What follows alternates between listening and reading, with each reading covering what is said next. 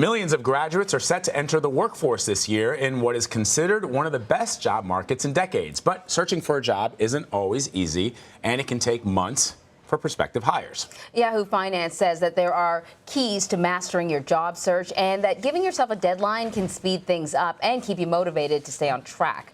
Yahoo Finance senior producer and reporter Jeanie Ahn wrote the story and joins us now. Thank you. Hello. A lot of graduates hopefully are taking notes right now. Watching us. Yeah. So let's talk about this business about giving yourself a deadline. Why is that important? Yes, that is the key strategy to make sure that you get a job, and typically it takes about 5 months to get hired. You want to make sure that you give yourself those 3 months. In that first month, you are assessing exactly, focusing where you want to be and where you want to grow, and making sure that you are starting to put out those feelers for those networks and putting those contacts out there. The second and the third months, you're really following up with those leads, applying and doing those interview rounds. Now, we all know that graduating and also looking for a new job, I mean, it's a very, very hectic time. So consider this another dissertation, another project, and doing that will help really set you on the right track. That's so smart because, you know, sort of, I mean, I remember graduating. As soon as that day comes, you're like, and you just want to sort of lay on the couch for a little bit. Right. But if you just consider the job search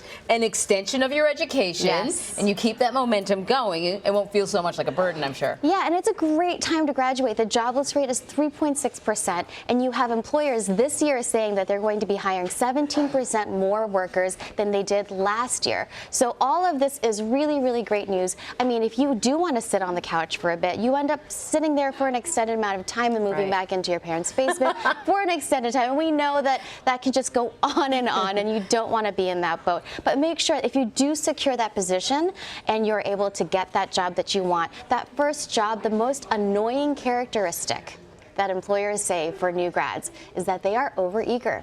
And I think overeager. That'd be a good thing. I thought that would be a good thing. Well, you definitely want to hit the ground running and be enthusiastic, but I think the biggest the challenge is that you feel like you're underemployed, and people that are new grads are not as patient as they could be. So that could mean that they're wanting to get ahead of themselves, asking for bigger projects when they haven't really laid down the groundwork. For promotions. Yes, exactly. Asking for more money too soon, asking for that promotion before you have laid down that groundwork. And it takes 3 months to a year to feel like you're kind of in that groove. So being patient is really key. You know, I've always, as you know, I worked in finance for 20 years before I did this, and I was counseled very early on in my career that you should think about your career in terms of 2 to 3 year increments. That you should expect that you will get a promotion if you're early about 2 years, but generally on average every 3 years you get a promotion to the next thing. And if you're not hitting that benchmark, then there's something wrong. And if you're getting there a little early, then that's wonderful.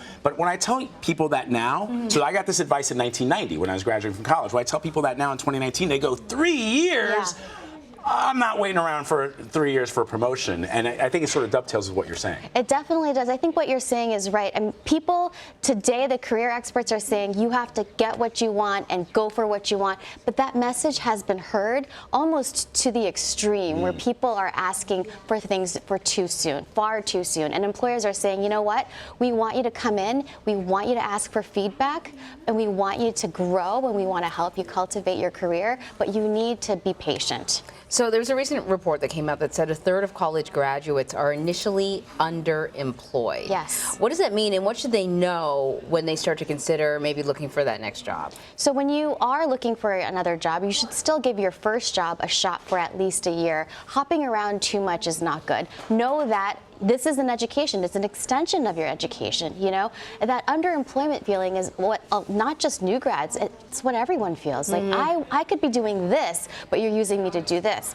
Well, in this other area that you are currently placed in, there's so many ways within that group that you can grow and learn and find connections. And if you are known to be somebody that is put in a spot and just hit the ground running, and you take that from 0 to 100 without constantly being checked in on, that is really something that employers are going to want and help you move forward. Jeanie, I got to ask you about something that's been in the news. You probably heard about Robert Smith, who wiped out the debt of all the graduates of the 2019 class of How lucky are they? Of Morehouse College. And I wonder what it's like. We always have you on to talk about how you manage student debt and how you get going in the workforce. What if you're somebody graduating from college and your debt has been wiped out and all that money that you're going to be earning is going to go to starting a family, buying a house, or renting an expensive apartment in New York? What should people be thinking about if they don't have this debt on their books? If you don't have that debt on the books, make sure that the first thing that you do is invest in your future,